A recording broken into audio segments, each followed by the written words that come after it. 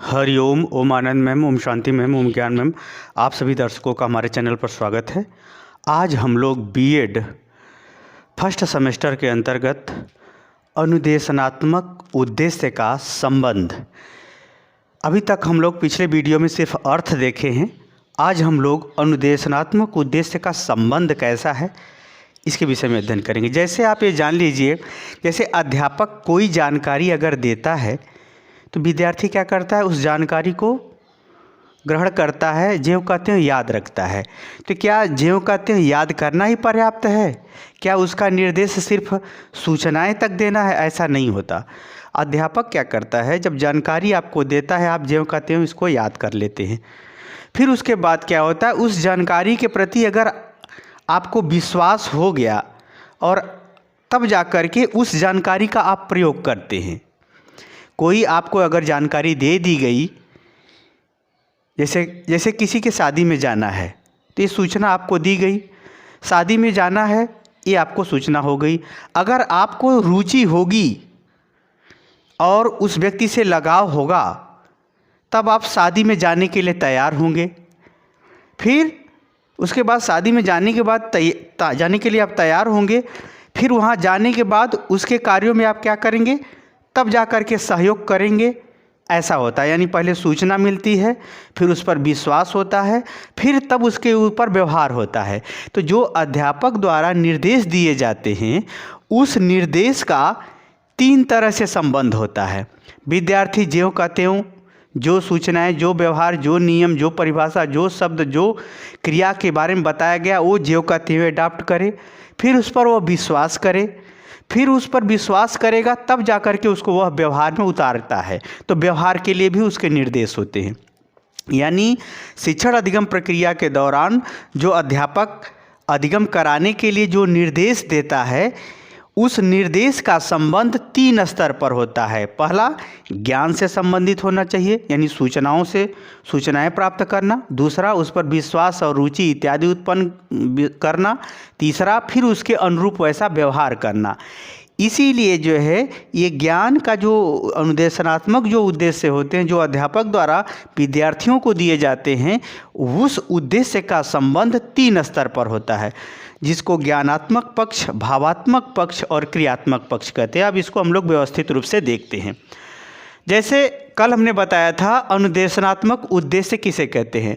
शिक्षण प्रक्रिया के दौरान अध्यापक, यानी अध्यापक जब पढ़ा रहा है, यानी पढ़ाते समय अध्यापक द्वारा शिक्षण के उद्देश्य के अनुरूप, यानी जो विषय पढ़ा रहा है उसका वह उद्देश्य बनाया है कि यह चीज़ बच्चों को आ जाना चाहिए। यानी शिक्षण प्रक्रिया के दौरान अध्यापक द्वारा शिक्षण के उद्देश्य के अनुरूप विद्यार्थियों को सिखाने के लिए जो निर्देश दिए जाते हैं, जो व्यवहार किए जाते हैं, जो उद्देश्य बनाए गए हैं कि विद्यार्थियों को यह आ जाए, वही क्या कहलाता है, अनुदेशनात्मक उद्देश्य कहलाता है। यानी शिक्षण प्रक्रिया के दौरान अध्यापक द्वारा शिक्षण के उद्देश्य के अनुरूप विद्यार्थियों को सिखाने के लिए, अधिगम कराने के लिए जो निर्देश दिए जाते हैं वह क्या कहलाते हैं, अनुदेशनात्मक उद्देश्य कहलाते हैं। ध्यान से आप देखिए, तो अध्यापक जो है जो लेसन प्लान बनाया है, उस लेसन प्लान में जो उद्देश्य बनाया है उसी को सिखाना चाहता है ना। इसीलिए अनुदेशनात्मक उद्देश्य को शिक्षण का उद्देश्य भी कहते हैं।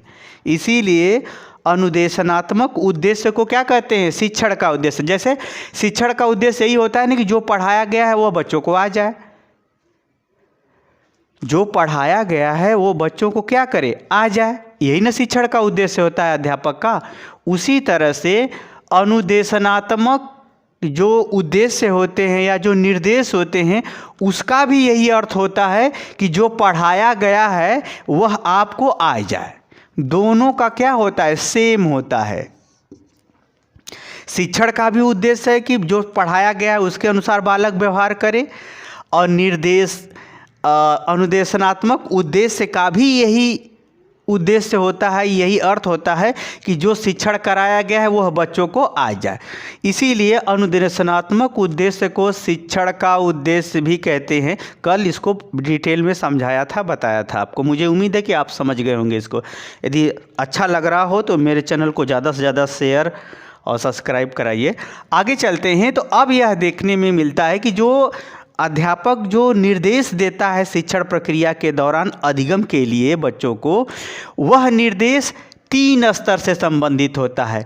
ज्ञानात्मक यानी संज्ञानात्मक, भावात्मक और क्रियात्मक। जैसे मैंने कहा, शादी का उदाहरण मैंने आपको दिया कि यदि आपको सूचना मिल गई कि मेरे दोस्त की शादी है, यह ज्ञानात्मक पक्ष है। यदि आप आप उसे पसंद करते हो, उसे ज़्यादा लाइक करते हो, वहाँ पहुँच सकते हो, तो उसके शादी के सूचना के संदर्भ में आप भाव प्रकट करने लगोगे। किससे हो रही है, कहाँ हो रही है, लड़की क्या है, लड़की का व्यवहार कैसा है, इत्यादि के बारे में भावात्मक पक्ष वाला व्यवहार करोगे। फिर उसके बाद जब आपके पास ज्ञान हुआ और उस पर आपका भावना का एक्सेप्ट किया, भावना आपने, तब आप शादी में जाने के लिए तैयार हो जाओगे, यानी क्रियात्मक पक्ष आएगा। यानी जो अनुदेशनात्मक उद्देश्य जब विद्यार्थियों को अध्यापक देता है तो वह 3 स्तर पे दिए जाते हैं। एक, ज्ञान से संबंधित, यानी उसको जानकारी दिया जाए, ज़्यादा से ज़्यादा संज्ञान कराया जाए। दूसरा, जब जानकारी हो जाएगा तो उसको भावनात्मक, उस पर उसको विश्वास, रुचि इत्यादि को बढ़ाया जाए। फिर उसके बाद उसको वह व्यवहार में उतारना शुरू करे। यह तीसरा पक्ष, यानी अनुदेशनात्मक उद्देश्य का संबंध तीनों पक्ष से होता है, ज्ञान से, भाव से और क्रिया से। क्योंकि जैसा वो ज्ञान रहेगा, जब उस पर उसको विश्वास होगा, तब उसे व्यवहार में उतर पाएगा। तो क्या व्यवहार में निर्देश नहीं दिए जाते? व्यवहार भी तो अधिगम ही है। अधिगम का कार्य यहाँ पर समाप्त होता है, सिर्फ इसी जगह तक नहीं समाप्त होता है। अधिगम की प्रक्रिया सिर्फ ज्ञान तक ही सीमित नहीं होती है, वह ज्ञान से भावना, भावना से क्रिया तक आती है। क्योंकि जब तक आप व्यवहार में नहीं उतार पा रहे हो, तब तक इसका मतलब तुम्हारे अधिगम में कमी है, तुम्हारे सीखने में कमी है। तो अधिगम का संबंध सिर्फ ज्ञान तक ही नहीं है, ज्ञान के साथ भावना, भावना के साथ व्यवहार यानी क्रिया जरूरी होती है। यह बात सर्वप्रथम व्यवस्थित रूप से इस शिक्षण के उद्देश्य से संबंधित या अनुदेशनात्मक उद्देश्य से संबंधित B.S. ब्लूम ने इसकी चर्चा की थी। B.S. ब्लूम ने बताया कि नहीं, किस तरह से आदमी ज्ञान से भावना, भावना से व्याख्या, व्याख्या से विश्लेषण, उसका सार तत्व, इसके बाद व्यवहार इत्यादि करता है। यह संक्षेप तौर में सबसे सर्वप्रथम B.S. ब्लूम ने बताया था। फिर इसके बाद B.S. ब्लूम के अध्ययनों के आधार पर ही बाद में इस बात की पुष्टि किया सिम्पसन ने कि सिर्फ ज्ञान होना अधिगम का एक पक्ष है, उसका दूसरा पक्ष और महत्वपूर्ण पक्ष है क्रिया का होना, वैसा क्रिया का होना, वैसा व्यवहार का होना। इस बात की व्याख्या सिम्पसन ने 1962 में किया था। इन दोनों के बीच संबंधों का आधार क्या होगा, इसके विषय में, जैसे क्रिया और ज्ञान, अगर आपको विश्वास नहीं है, अगर आपका भावना एक्सेप्ट नहीं कर रहा है, आपकी रुचि नहीं है, तो जानकारी भी आपको है तो भी आप कोई काम नहीं कर सकते हो। इन दोनों के बीच संबंधों की यथार्थ व्याख्या क्राथवाल ने किया था 1964 ईस्वी में। इसको याद रखिएगा क्योंकि ये कभी कभी सिस्टम में पूछता है। तो इस प्रकार से अगर देखा जाए तो अनुदेशनात्मक उद्देश्य जो शिक्षण प्रक्रिया के दौरान अध्यापक विद्यार्थियों को देता है, वह तीनों से संबंधित होता है, ज्ञान से भी संबंधित, भावना से भी संबंधित और क्रिया से संबंधित होता है। यह महत्वपूर्ण होता है। अब चलते हैं इन तीनों का हम लोग पहले अर्थ देखते हैं, फिर इसका अगली वीडियो में इसका डिटेल में अध्ययन करते हैं। ज्ञानात्मक, यहाँ जो ज्ञानात्मक जो उद्देश्य होता है उसका सीधा सीधा उद्देश्य यही होता है कि जो कुछ आपको पढ़ाया गया है आप ज्यों कहते हो अपने स्मृति में स्वीकार कर लें। राम के पिताजी दशरथ हैं तो हाँ दशरथ हैं, सीधा जैसी आपको सूचना दी जा रही है ज्यों का त्यों, जो नियम बताया गया है ज्यों का त्यों, जो परिभाषा, जो शब्द सिखाया गया है ज्यों का त्यों आप एडाप्ट कर लें।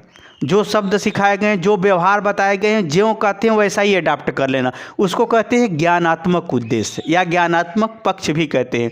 यानी स्मृति ज्यों का त्यों, जिसको आपने कहा ये जो है हमारे संबंधी हैं, उनका चेहरा ज्यों का त्यों आप स्वीकार कर लिए हैं।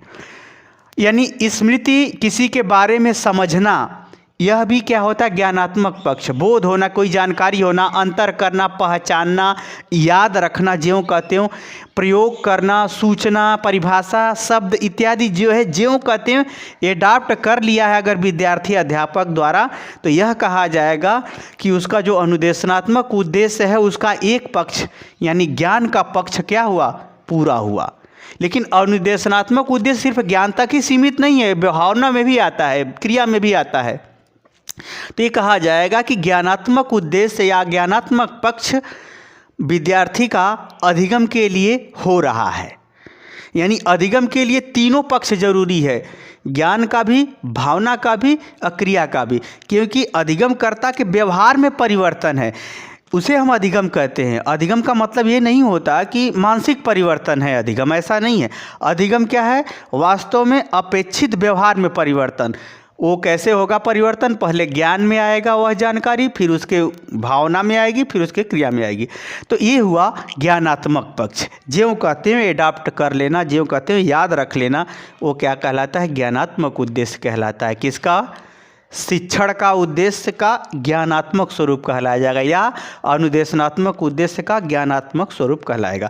उसके बाद जब ज्ञान में वो बात आ जाती है तो वो कितना दिन याद रखेगा वो उसके रुचि पर निर्भर करता है, वो उसके लगाव पर निर्भर करता है, वो उसके विश्वास पर निर्भर करता है। यानी भावात्मक पक्ष का मतलब संवेग, ज्ञान को किस भावना से, किस श्रद्धा से, किस विश्वास से स्वीकार किया है, यानी उसके प्रति रुचि कितनी है, उसका विश्वास कितना है, वह उस ज्ञान का अनुभूति कैसा कर रहा है, उसका इच्छा कैसा है, उसका महत्व कितना वह समझता है, उसे कितना संवेगात्मक, कितना लगाव रखता है, कितना उसके अंदर प्रेम है उस ज्ञान के प्रति या नफ़रत है। जैसे साइंस का बच्चा है तो आर्ट साइंस से वो नफ़रत रखता है थोड़ा सा, अगर वो बहुत ज़्यादा जो है सामान्य विद्यार्थी थोड़ा सा वो नफ़रत रखता है, तो वो समय यानी कोई अच्छी बात भी उसको सिखाई जाएगी तो नहीं सीखना चाहेगा। तो यानी भावात्मक पक्ष है, यानी संवेगात्मक स्वरूप उसका कैसा है, उसके प्रति वो सोच बनाना शुरू करता है, अगर उसको पसंद है ज्ञान तो उसको स्वीकृति कर देता है। यानी भावात्मक पक्ष का मतलब उस ज्ञान को आत्मसात करने की बात की जाती है, भावनात्मक रूप से, संवेगात्मक रूप से उसे स्वीकार किया जाता है। उसी को कहते हैं भावात्मक उद्देश्य या भावात्मक पक्ष कहते हैं।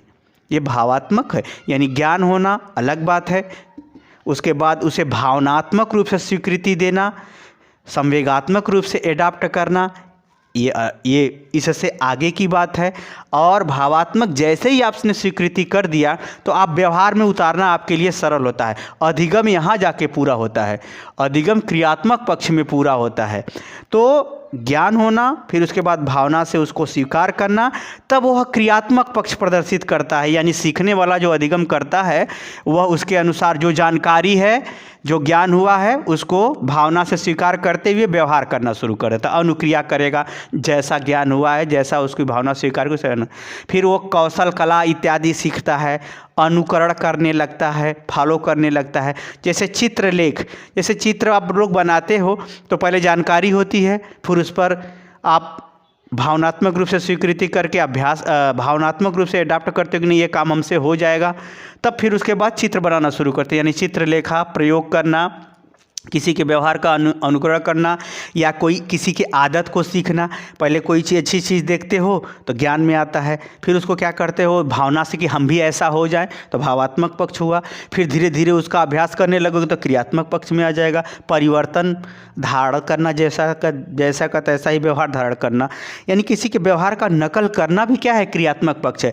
इस प्रकार से जो अनुदेशनात्मक उद्देश्य है, जो शिक्षण का उद्देश्य है, जो शिक्षण का उद्देश्य कहो या अनुदेशनात्मक उद्देश्य कहो, इसका संबंध यहाँ तक है, ज्ञानात्मक पक्ष से है, फिर भावात्मक पक्ष से है और क्रियात्मक पक्ष से है, तब जाकर के वह अधिगम होता है।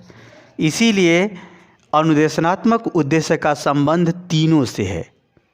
मुझे उम्मीद है कि आप समझ गए होंगे कि अनुदेशनात्मक उद्देश्य या शिक्षण का उद्देश्य इन तीनों से किस प्रकार संबंधित है। जब तक ये तीनों उद्देश्य एक साथ नहीं मिलेंगे तब तक अधिगम पूर्ण नहीं हो सकता। समझ गए होंगे। कैसा लगा हमारा लेक्चर आप वीडियो में कमेंट बॉक्स में ज़रूर बताइए। साथ ही मेरे चैनल को लाइक शेयर सब्सक्राइब भी कीजिए। आज के लिए इतना ही। हरिओम।